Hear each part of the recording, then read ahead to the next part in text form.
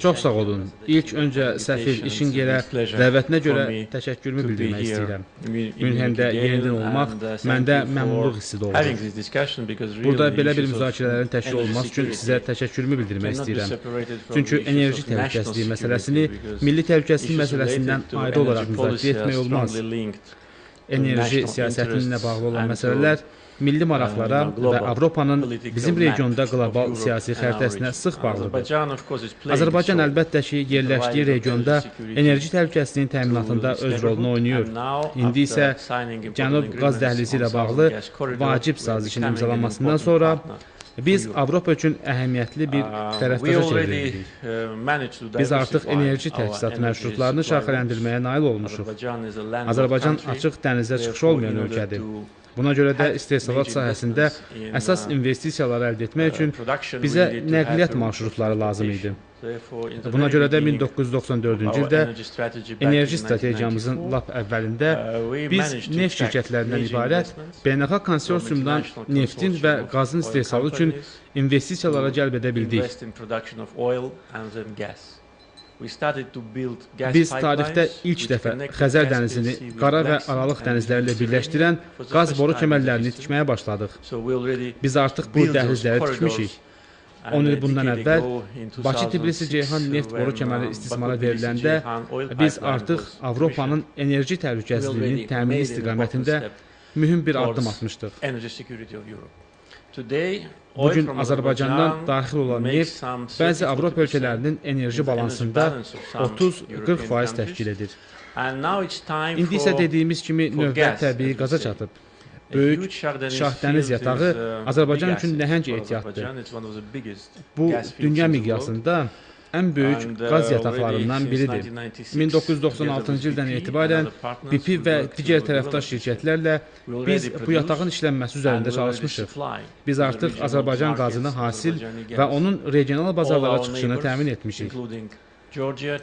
Bizim bütün qonşularımız, o cümlədən Gürcüstan, Türkiyə, İran və Rusiya Azərbaycan qazını alırlar. 2012-ci ildə vacib bir qərar qəbul edərək Türkiyə ilə Trans-Anadolu qaz boru kəməri haqqında saziş imzaladıq. Bu, Avropanın enerji təhlükəsizliyində böyük bir sıçrayış oldu. Çünki bu saziş olmadan bugün Cənub qaz dəhlizi layihəsi sadəcə yaxşı bir ideya olaraq qalardı. 2013-cü ildə Trans-Adriatik boru kəməri əsas təchizat marşrutu kimi seçilib. Ötən ilin 2014-cü ilin sentyabrın 20-sində Bakıda Cənub qaz dəhlizinin təməl qoyma mərasimi keçirilib. İndi hər şey hazırdır və biz artıq Avropanın əsas enerji və infrastruktur layihələrinin icrasına başlamışıq və Şah dəniz yatağının işlənməsi, boru kəmərinin tikintisi ilə birlikdə bu layihələrin dəyəri ən azı 45 milyard dollar həcmində sərmayə olacaq. Bizə indi nə lazımdır? Bizə bu komandanın bütün üzvləri arasında səmərəli əlaqələndirmə işlərinin aparılması lazımdır. Əvvəlki vaxtlarda bizdə regional əməkdaşlıq mövcud idi. Azərbaycan, Türkiyə və Gürcüstan. Təkcə bu üç ölkə Bakı-Tbilisi-Ceyhan, Cənubi Qafqaz qaz boru kəməri və tezliklə istismara veriləcək dəmir yolu layihəsinin icrasına nail olub. İndi komandamızda Avropa İttifaqının üzvləri olduqda bizə daha çox əlaqələndirmə və çevirlik lazımdır. Çünki bəzən Avropa təşkilatlarının qaydaları çox vaxt aparır. Biz bürokratiya ilə bağlı olan müəyyən məsələlərlə üzləşirik və biz vaxt itirə bilmərik.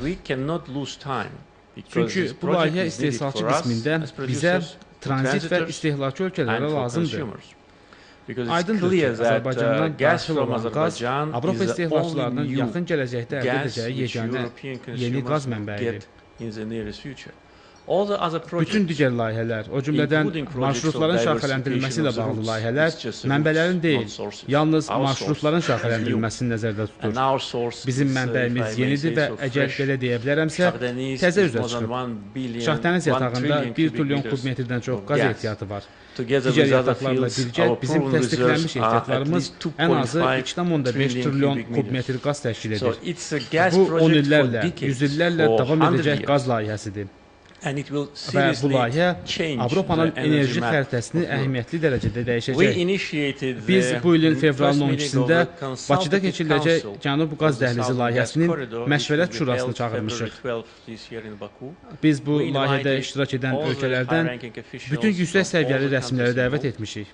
Azərbaycan, Gürcüstan, Türkiyə, Bolqarıstan, Yunanistan, Albaniya, İtaliya.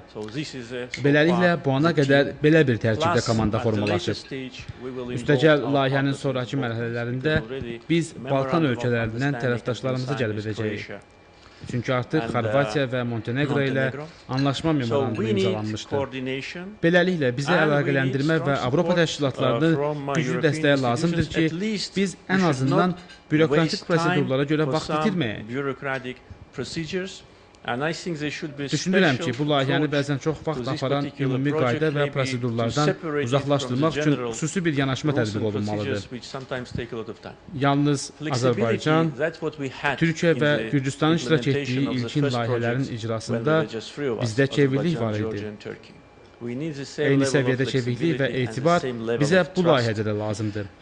Çünki TANAP, TAP, Şahdəniz 2 layihələri böyük investisiyalardır və təkcə Azərbaycan yox, BP, Türkiyə burada ən böyük sərmayə tərəfdaşlarıdır. Beləliklə, biz bu sərmayələri geri qaytarmalıyıq. Səmimi desəm, hazırda neftin bir barelinin qiymətinin hardasa $50 yüksək olması bu layihənin kommersiya nöqteyi nəzərindən dayanıqlı olmasını çətinləşdirir. Bu da realizə olunmalıdır. Bu, ilk öncə enerji təhlükəsizliyi layihəsidir və bu layihə ilə cəlb olunan ölkələrin milli təhlükəsizliyinə xidmət edən layihə kimi davranılmalıdır. Beləliklə, böyük qaz ehtiyatlarımızı nəzərə alaraq, biz hələ də Cənub Qaz Dəhlizi layihəsinin üzvü olmayan, lakin Nabucco layihəsinin böyük hissəsi olan ölkələri bu sistemə cəlb edə bilərik. Məsələn, əvvəlcə Bolqarıstan TAP-ın üzvü deyildi, lakin biz onu komandamıza əlavə etdik. Çünki bu ölkə Yunanistan, Bolqarıstan və ya Türkiyə, Bolqarıstan arasında bağlayıcı kimi fəaliyyət göstərə bilər. Bununla da Bolqarıstanla müqavilə artıq imzalanıb. Bu isə o deməkdir ki, Nabucco komandasının bir üzvü artıq TAP-ın üzvüdür. Biz Rumıniya, Macarıstan və Avstriya üzərindən bu layihəni daha uzaqlara apara bilərik. Beləliklə, Azərbaycan qazının həcmi kifayət qədər olacaq. Əlavə olaraq regiondan digər qaz mənbələrinin də üzə çıxması potensialı ola bilər. Belə olan halda bu daha böyük miqyaslı layihə olacaq. Onu söyləmək istəyirəm ki, biz düzgün istiqamətdəyik. İşlər qrafik üzrə gedir. Tikinti artıq başlanıb, borular sifariş olunub, podratçılar seçilib. Biz ilk hissə olan TANAP layihəsini 2018-ci ilə qədər icra etməyi, TAP layihəsini 2020-ci ilə qədər yerinə yetirməyi öhdəmizə götürmüşük. Lakin bizə bütün komanda üzvləri arasında əlaqələndirmə, daha çox dəstək və daha çox qarşılıqlı etibar lazımdır.